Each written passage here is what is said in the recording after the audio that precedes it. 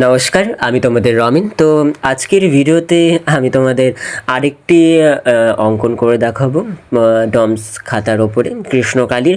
তো এই আঁকাটি করার জন্য আমি যেইগুলো ব্যবহার করেছি, মানে যেই মেটেরিয়ালসগুলো ব্যবহার করেছি, তো সেগুলো সবার প্রথমে আমি তোমাদের ফুলফিল বলে দিচ্ছি। তো খাতার জন্য ব্যবহার করা হয়েছে ডমসের A4 সাইজের খাতাটি, আর কালারের জন্য ওই ডমসের পোস্টার কালারটি ব্যবহার করেছি 12 সেটের।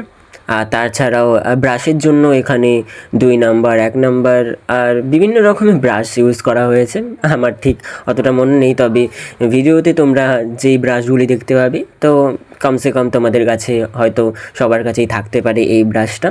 তো ওই ব্রাশটা ইউজ করা হয়েছে। তো ব্রাশ কী ইউজ করা হয়েছে এটা মনে নেই, কেননা আমি যখন এই ভিডিওটা করছিলাম তো অনেক দিন আগে করছিলাম, তার জন্য আমার ঠিক ব্রাশের কথা মনে নেই।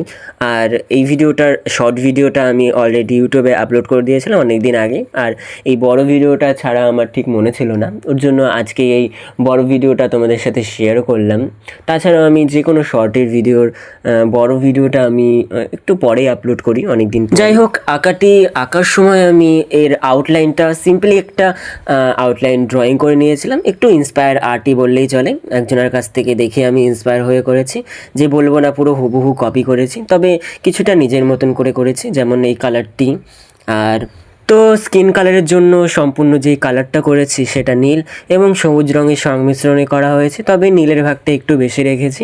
তার জন্য আমি প্রথমেই যেই স্কিন কালারটা রয়েছে, তো ওটার ওপরে ডাইরেক্ট আমি অ্যাপ্লাই করে দিয়েছি। তারপর যেখানে যেখানে ডার্ক আর যেখানে যেখানে লাইটগুলো পড়েছে, তো সেখানে সাদা ইউজ করা হয়েছে। আর শ্যাডো পার্টগুলি এরিয়ার করার জন্য আমি ওই সেম রঙটার সাথে একটুখানি নীল মিশিয়ে একটু গাঢ়ত্বটা করে, তো ওখানে তোমার শ্যাডো পার্টটা করা হয়েছে। তো নিচের ধুতিটা বেস কালার দেওয়ার জন্য সাদা এবং কমলা রঙের সংমিশ্রণে করা ওই রঙটি আমি বেস কালার হিসাবে ইউজ করেছি। তারপর ওই শ্যাডো পার্টগুলি করার জন্য ওই সেম রঙের সাথে একটুখানি ব্রাউন মিশিয়ে শ্যাডো পার্টগুলো করেছি। আর সবশেষে আমি লাইট দেখানোর জন্য একটু হলুদ আর একটু সাদা রঙের ব্যবহার করা হয়েছে, তবে ডাইরেক্ট আমি সাদাটা ইউজ করিনি, একটু তার সাথে হলুদ মিশিয়েছি আর একটুখানি ওই কমলা রঙটা যেটা ছিল ওই কালারটাই মেশানো হয়েছে এই ধুতিটা করার জন্য।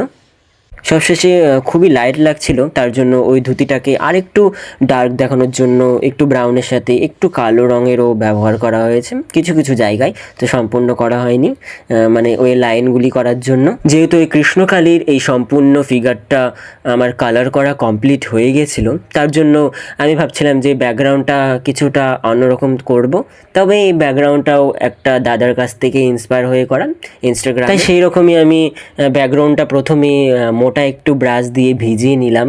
তারপর এখানে কালারের জন্য ব্যবহার করা হয়েছে খয়েরি রঙ, একটুখানি সবুজ, আর তার সাথে একটুখানি লাল রঙেরও কিছু কিছু জায়গায় ইউজ করা হয়েছে। ব্যাকগ্রাউন্ডটা যখন ভেজা ভেজা অবস্থায় থাকবে, তো তখনই তোমার যেই রঙ তোমার দেওয়ার ইচ্ছা, তো সেগুলো দিয়ে নেবে। একটু শুকিয়ে যাওয়ার পর কিন্তু রঙটা তোমার দিলেও ওটার থেকে একটু আলাদা হয়ে যাবে। আর তুমি যেই ব্লারি এফেক্টটা চাচ্ছ সেটা কিন্তু একদমই আসবে না। তো ভেজা ভেজা অবস্থায় যেই রঙগুলি তুমি তোমার ওই কালারের ওপরে চাইছো, তো সেটা অবশ্যই দিয়ে রাখবে।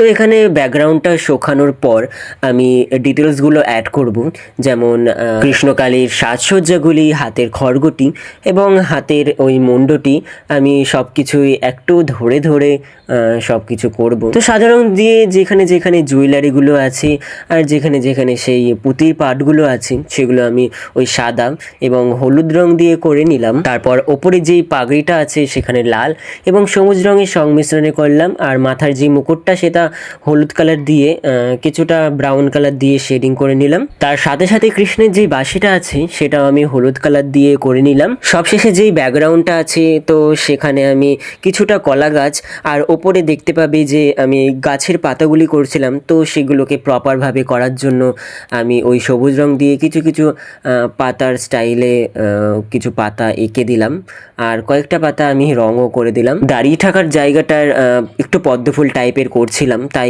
ওটা আমি ব্রাউন এবং নীল এবং ব্রাউন কালারের সংমিশ্রণে ওটা সম্পূর্ণ করে নিলাম। তো আমার এই পেন্টিংটি তো প্রায় সম্পূর্ণ হয়ে গেছে। আর আজকের এই পেন্টিংটি তোমাদের কেমন লাগলো অবশ্যই জানিও।